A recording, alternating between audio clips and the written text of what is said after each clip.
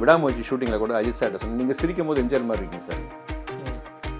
ஏன் சார் நீங்கள் அப்படின்னாரு. இல்லை சார் உண்மையா எம்ஜிஆர் சாருக்கு மட்டும்தான் அந்த அந்த லுக் கிடைக்கும். அது அஜித் சார்ட்டு இருக்கும். எம்ஜிஆர் சாரோட குணாதிசயம், அவரோட தைரியம், அவருக்கு நடந்த சில விஷயங்கள்ல, அவருக்கு நடந்த அனைத்து விஷயங்களும் விஜய் சார் நடக்கும். நம்ம ஸ்க்ரீனில் பார்க்கும்போது ஒரு மேஜிக் நடக்கும் சார். நம்ம பார்த்தோன்னே அது வேறு எந்த நடிகர்கிட்டையும் டெஃபினட்டாக இல்லை. எனக்கு தெரிஞ்சு MGR sir, super star Rajinikanth, Ilaya Thalapathy Vijay. Rio TV நேயர்களுக்கு வணக்கம். இன்று நம்மோட இணைந்திருக்கிறார் நடிகர் ஜீவா ரவி அவர்கள். இவரிடம் நிறைய விஷயங்கள் நம்ம கேட்டு தெரிஞ்சுக்க போகிறோம். வாங்க பார்க்கலாம். வணக்கம் சார். வணக்கம். எப்படி இருக்கீங்க? சூப்பராக இருக்கேன். உங்களை இப்போ சமீப காலம் ரொம்ப காலமாகவே ஒரு பெரிய நடிகர் அப்படின்ட்டு சார் குட்டி நடிகர் இப்போ கூட நம்ம பேசிட்டு இருந்தோம். இந்த படங்கள் சொல்லியிருந்தீங்க, கத்தி படம். இது மாதிரி பெரிய படங்கள்ல ஒரு கேரக்டர் ரோல் பண்ற ஒரு நடிகரா எல்லாருக்கும் தெரியும். ஆனா உங்களுக்கு பின்னாடி ஒரு பெரிய வரலாறே அமைஞ்சிருக்கு. இந்த ஜென்சி ஜென்ரேஷனுக்கு நான் தெரிய வைக்கணும்னு ஆசைப்படுறேன் sir. So producer Velumani sir ஒரு பக்கம் ஒரு லெஜண்ட். ஸோ எம்ஜிஆர் அவர்கள், சிவாஜி அவர்கள், அதுக்கப்புறம் KR விஜய் அவர்கள், ஸோ இவங்க எல்லாரையும் வைத்து படம் பண்ணவர் அப்படின்னு சொல்லலாம். ஸோ அந்த வரலாறு சார். தாத்தா நீங்கள் கேட்டீங்க. சரணா ஃபிலிம் GN வேலுமணி எங்கே ஆரம்பித்தார்னா, ஒரு நார்மல் டெய்லர். அவர் கோபிச்செட்டிப்பாளையத்தில் நார்மல் டெய்லர்.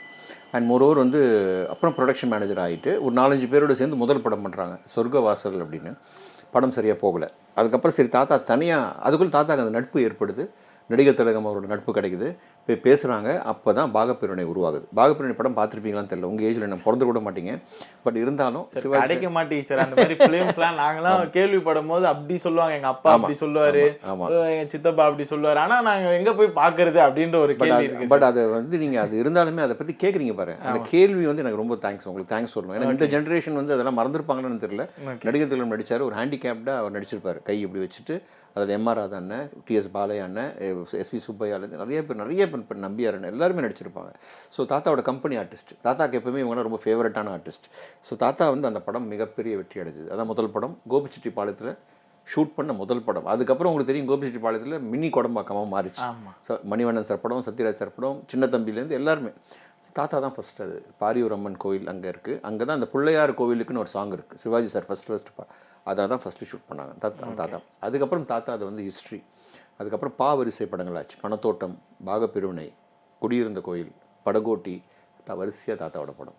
அது எம்ஜிஆர் சார், சிவாஜி சார். ஜெய்சங்கர் சாருக்கு ஃபஸ்ட்டு டபுள் ஆக்ஷன் படம் தாத்தா தான். செல்வமகள், பஞ்சவர்ணக்கிளி. அதுக்கப்புறம் KR விஜய் அம்மா, அன்னை அபிராமி, நம்ம வீட்டு தெய்வம். இதெல்லாம் தாத்தா டைரக்ட் பண்ண படம் தான் நம்ம வீட்டு தெய்வம். ஸோ இந்த மாதிரி ஒரு படம் பண்ணி என்னென்னா, தாத்தா படிக்கலை, கவுன்சிலராக இருந்தார். காங்கிரஸ் விஸ்வாசி, கவுன்சிலராக ஜெயிச்சார். ஒரே நாள் கவுன்சிலர் ஜெயிச்சு ஈவினிங் ரிசைன் பண்ணிட்டார். அவரோட ஆசை அது.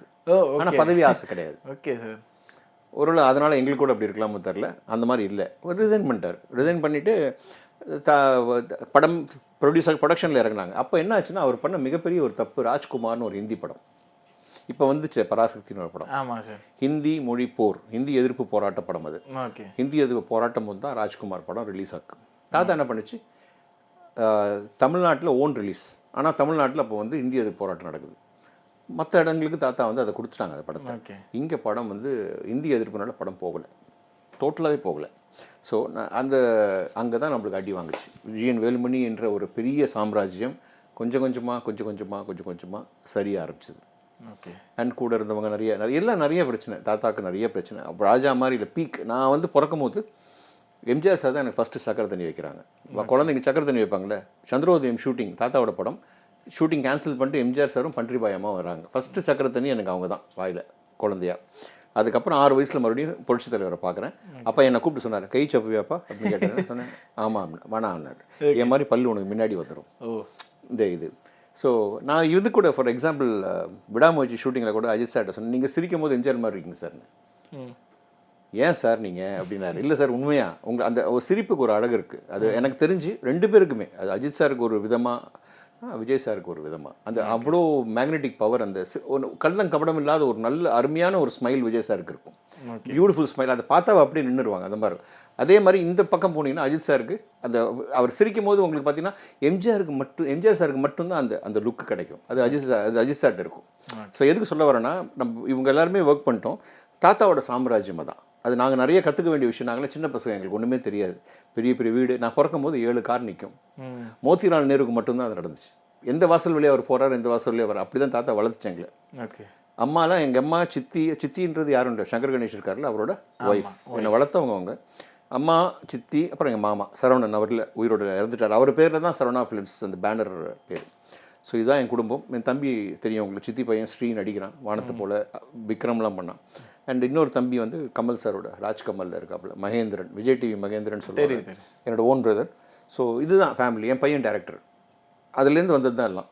Okay sir. ஒரு ஆலமரம் அந்த ரூட்டு, அதுலேருந்து கிளைகளாக வந்து எல்லாம் வந்து நான் ஒரு சாதாரண குணச்சித்திர நடிகை. Okay sir. சார் அதில் குறிப்பிட்டு பார்க்கும்போது சங்கர் கணேஷ் சாரை பற்றி பேசும்போது ஒரு மியூசிக் டைரக்டராக வளம் வந்த ஒரு பெரிய லெஜெண்ட். ஓகே. அவரோட பாடல்கள்லாம் இப்போயுமே நிறைய பேர் வாயில் முணுமுணுக்கும்.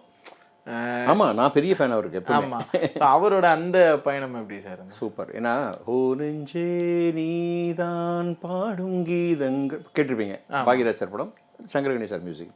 ஸோ என்னென்னா அவர் வந்து எம்ஜிஆரோட பயங்கரமான ரசிகர். எம்ஜிஆர் வீட்டுக்கு அடிக்கடி போய் எம்ஜிஆருக்கு பெட்டான விஷயம் ஒரு மனிதர். ஸோ தாத்தா பெரிய ப்ரொடியூசர் ஆகும்போது சித்தியை லவ் பண்ண ஒரு மனிதர். இவர் வேணாம், இந்த மாப்பிள்ளை வேணாம், வேறு மாப்பிள்ளை பண்ணி வைக்கலான்ற மாதிரி பயங்கர பிரச்சனையாகி எம்ஜிஆர் வரைக்கும் பஞ்சாயத்து போய் கடைசியில் பார்த்தீங்கன்னா அந்த எம்ஜிஆருக்கு பெட்டானதே வந்து சித்தப்பா தான், கணேஷ். இன்றைக்கி எங்கள் ஃபேமிலியில் ஒரு பெரிய தாத்தாக்கு அப்புறம் ஒரு பெரிய மனுஷன், பெரிய மனிதர், என் அப்பா ஸ்தானம் அப்படின்னா திரு சங்கர் கணேஷ் அவர்கள். ஸோ அவரை வந்து இன்றைக்கி நிறைய படங்கள் பண்ணிட்டார், உங்களுக்கு தெரியும், ஹிந்தி வரைக்கும் போய் பண்ணிட்டாங்க. அண்ட் அவரோட ஃபேமஸான அந்த மியூசிக் வெள்ளிக்கிழமை விரதம், டங் டங், அந்த ஆடு ஓடி வரும்போது நம்ம அதெல்லாம் பயங்கர ஃபேமஸ் அவருக்கு. அவரோட சாங்ஸ் இன்றைக்குமே கோல்டன். உன்னை நான் பார்த்ததெல்லாம் இன்றைக்கி பசங்க, நீங்கள் நல்ல சாங்ஸ் எல்லாமே பியூட்டிஃபுல் சாங்ஸ். ஸோ இன்றைக்கி சித்தப்பா நல்ல ஆரோக்கியத்தோடு நல்லா இருக்கார். அண்ட் மோரோவர் நாங்கள் ஃப்ளாஷ்பேக் ஏதாவது கேட்டுக்கணும் எம்ஜிஆர் சார் பற்றியோன்னா அங்கே போய் உட்காந்தா போதும், ஃபுல் ஃபோட்டோ இருக்கும் அவர் வீட்டில். நான் ஒரு நாளைக்கு உங்களுக்கு நான் இன்ட்ரடியூஸ் பண்ணுறேன், நீங்கள் கேளுங்க. அண்ட் மோரோவர் எங்கள் ஃபேமிலிக்கு வந்து இப்போ ஒரு புரட்சி தலைவர் அப்பா ஸ்தானம் என்ன பார்த்தா திரு சங்கர் கணேஷ் அவர். Okay sir. சார் நீங்கள் எம்ஜிஆர் சார் அந்த காலகட்டம் அப்படிலாம் சொல்லும் போது நீங்கள் பார்த்து வளர்ந்த, ஸோ அப்போ எம்ஜிஆர் சார் ஒரு பார்வையில் பார்த்துருப்பீங்க. ஆமாம். ஸோ அந்த பார்வை வந்து இப்போ விஜய் சார்கிட்ட இருக்கா?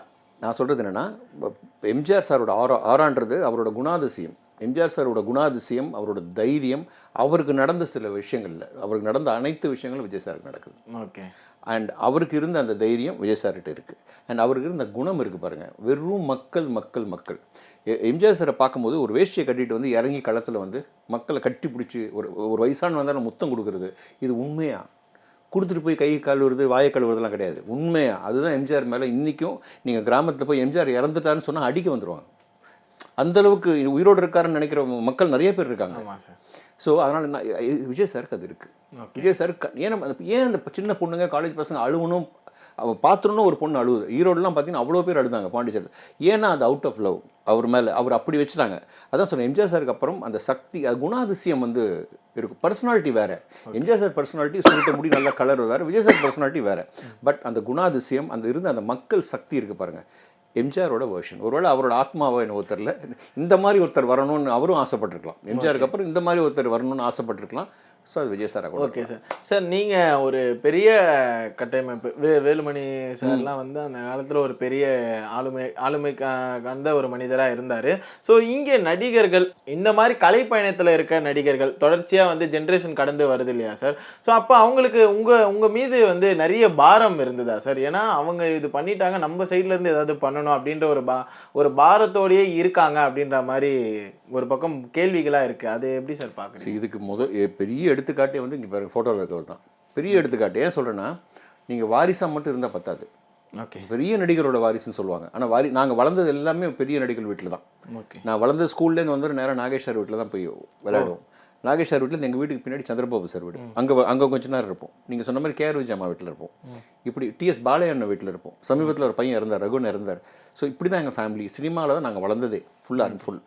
ஆனால் நீங்கள் உங்களுக்கு திறமை இருந்தால் மட்டுமே தான் நீங்கள் ஜொலிக்க முடியுமே தவிர, இன்னாரோட வாரிசுன்னா வணக்கம் சார் கை கொடுங்க அப்படின்றவாங்க, அவ்வளோதான். ஓகே. நீங்கள் அந்த கேரக்டருக்கு சூட் ஆகணும். ரெண்டாவது உங்ககிட்ட திறமை இருக்கணும். Okay sir. இப்போ நான் இன்னொரு விஷயம் சொல்ல விரும்புகிறேன். ஏன்னா விஜய் சார் பார்த்தீங்கன்னா எஸ்ஏ சந்திரசேகர் அவர்களோட பையன். அவங்க அப்பா பெரிய டைரக்டர் தான். ஆனால் அவரோட உழைப்பு இல்லாமல் அவர் இந்த இடத்துக்கு வந்திருக்கவே முடியாது. அவர் ஜஸ்ட்டு வந்துட்டு போயிட்டு இருந்தாருன்னா, அவர் போய் டான்ஸ் தெரியாதுன்னு சொல்லி திட்டு வாங்கி டான்ஸ் ஆடி நைட் ஃபுல்லாக உட்காந்து அது மூடி நான் தனியாக ஒரு இடம் எனக்குன்னு சொல்லி நடித்து நிறைய பெரிய பெரிய நடிகர்களோட ஆக்ட் பண்ணி ஒரு டேக்கில் பண்ணி அதுக்கப்புறம் சாதாரணமாக பண்ணக்கூடிய எல்லாத்தையும் அசால்ட்டாக பண்ணக்கூடிய ஒரு நடிகராக மாதிரி இன்றைக்கி அவரை மாதிரி இந்தியாவில் ஆடவே முடியாது, டான்ஸர் ஆடவே முடியாது அப்படின்ற மாதிரி நடிகர்கள் இல்லை. இந்த மாதிரி ஒரு ஸ்டேஜ் என்ன சொல்கிறாங்க, நம்ம ஸ்க்ரீனில் பார்க்கும்போது ஒரு மேஜிக் நடக்கும் சார், நம்மளை பார்த்தோன்னே. அது வேறு எந்த நடிகர்கிட்டையும் டெஃபினட்டாக இல்லை. ஓகே, எனக்கு தெரிஞ்சு MGR sir, super star Rajinikanth, Ilaya Thalapathy Vijay. Okay sir, super. இதுதான் எனக்கு இந்த மேஜிக் நடக்கும். Might be even Ajith sir கூட நான் சொல்கிறேன். அவர் ஸ்க்ரீனில் வரும்போது கத்த ஆரம்பிச்சிடுறாங்க. நீங்கள் எதுவுமே பண்ண வேணாம், நீங்கள் எந்த ஆக்டிவிட்டியும் பண்ண வேணாம், வந்து நின்று திரும்பி இப்படி பார்த்தாலே போதும், அது அவங்க தேர் ஹாப்பி. ஸோ இந்த ஆரா வந்து இவங்ககிட்ட இருக்குது. ஸோ இது வந்து என்னென்னா, நீங்கள் கேட்ட கேள்விக்கு பதில் என்னென்னா, வாரிசு நடிகர்கள் அப்படின்றது பெருசாலாம் வந்து நம்மளுக்கு திறமை இல்லாமல் நம்மளுக்கு அந்த கேரக்டர் சூட் ஆகாமல் நம்ம ஒன்றுமே பண்ண முடியாது. நம்மளை விஷ் பண்ணுவாங்க, நம்மளுக்கு வாரிசு பின்னாடி இருக்கிறவங்களோட மரியாதை நம்மளுக்கு கிடைக்குமே தவிர, நம்ம இன்னொரு வாரிசுன்னு சொல்லிட்டு உட்காந்தாலும் 2 நிமிஷம் பேசி நம்மளை அனுப்பிச்சிடுவாங்க. ஓகே சார், நம்ம ஏதாவது பண்ணணும். ஓகே சார், இதில் பேசிகிட்டு இருக்கும்போது நடுவில் கேஆர் விஜயா வந்து பக்கத்து வீடு அப்படின்ற மாதிரி சொல்லியிருந்தீங்க.